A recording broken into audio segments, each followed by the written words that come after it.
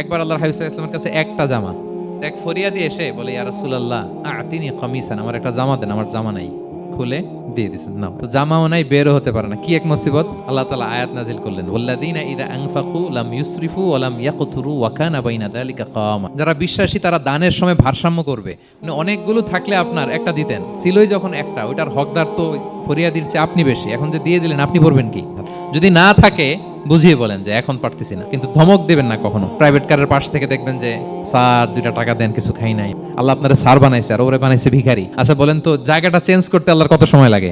1 সেকেন্ডও লাগে না। খবরদার, ওকে আল্লাহ ফরিয়াদি বানিয়ে পরীক্ষা করছে, আর তোমাকে আল্লাহ সম্পদশালী বানিয়ে পরীক্ষা করছে। অনেকে আছে আল্লাহ নেয়ামত দিলে ওটা প্রকাশ করতে চায় না, এটা আল্লাহ পছন্দ করে না। মানে আপনি যদি অনেক সম্পদশালী হন, আপনি সুন্দর পরিচ্ছন্ন জামা পরবেন, মানুষকে দান করবেন, আপনার বাড়ি ঘর সুন্দর হবে, এটা নিষেধ নয়। আল্লাহর দেয়া নেয়ামত ব্যবহার করতে পারবেন এবং বলতেও পারবেন, কিন্তু শুকরান লা ফখরান, শুকরিয়া স্বরূপ বলবেন, ফখর করে, অহংকার করে না।